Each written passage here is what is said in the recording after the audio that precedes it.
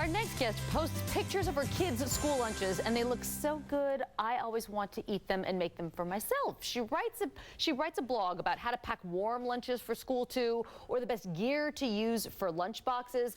So we thought she was the perfect person to ask for ideas as kids go back to school. Welcome 100 Days of Real Food blogger Lisa Leek. Lisa, it's great to see you. Thank you for having me. This is really your specialty, isn't it? Well, you know, I do like to talk about school lunches. You I'm do? not gonna lie. Yes. She's a mom of 2 girls, yes? Yes, ages 6 and 8 years old, and I pack their lunch every day for school, and I'm happy to share my tips and resources with you. None of it is processed. Lisa wants us to get out of the thought of buying those prepackaged processed snacks. Yes, and here's a reason why. If you buy a Lunchable, for example, a peanut butter and jelly Lunchable with fruit, it actually has 85 ingredients in that meal. So you would not use those ingredients to make that at home. So that's one of the important reasons to make your own and make sure it's wholesome. Okay, very good. Your first idea? This is actually another sort of little knockoff. This is a homemade Uncrustable, and I bought this on Amazon. This is like less than $5, and you can make these in advance. You can make them with peanut butter and jelly, or if you have to go nut-free like sunflower butter and jelly or cream cheese and jelly, throw them in the freezer.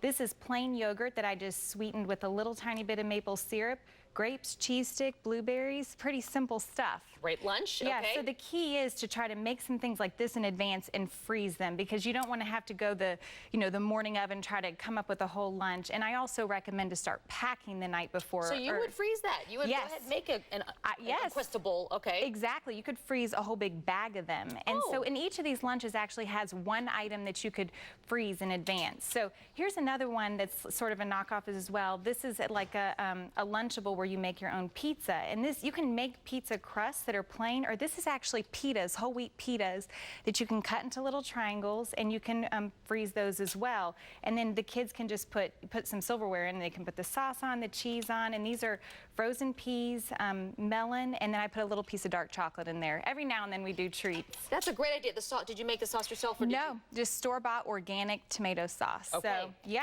and exactly. And where did you get this lunch container? Because I love it. Yeah, and I should mention that this is a Planet box. This is like your Cadillac of lunch boxes. This is definitely heavy duty, gonna last a long time.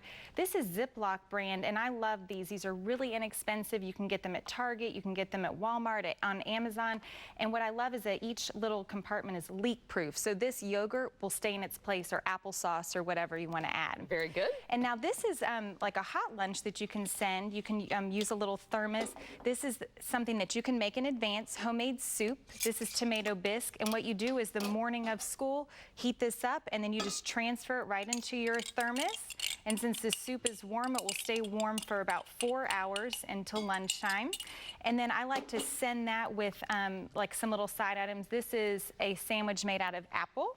And you can cut out the center, like you can make it circle if you have little small cookie cutters. And I put peanut butter in there and raisins. But again, you could do sunflower seed butter. You could add cinnamon. You can mix it up. And then this is a little spinach salad. I put like Parmesan cheese, some almonds and raisins and olive oil. And I think a lot of people think, oh, my kids won't eat a salad. But I say, give it a shot.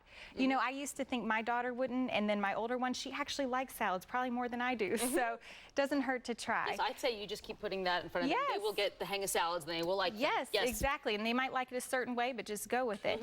So then this is another lunch. This right here, I love this little contraption. I ordered these on Amazon as well, and you can put smoothies in here. So I'll make smoothies and freeze them. And I think, you know, most people get the hang of smoothies by now. You can put in, you know, fruits and spinach and juice and peanut butter and whatever you want, and then you can just freeze them. And then I take this out the morning of and stick it in the lunchbox. And here I have carrots, and this is just a store-bought Larabar.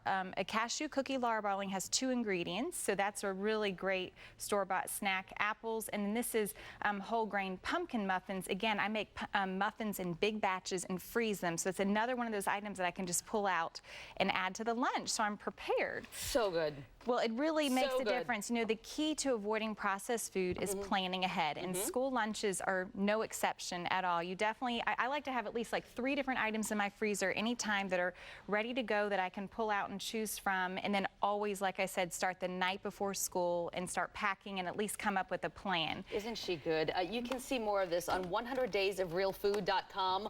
100daysofrealfood.com. Lisa puts all these recipes on there, posts pictures. It's good stuff. Lisa Leake, thank you so much. No problem. Thank you so much. We're out of time. Oh, okay, Sorry. no, that's I'm sorry. great. I'm Just sorry. throw it right in there for you.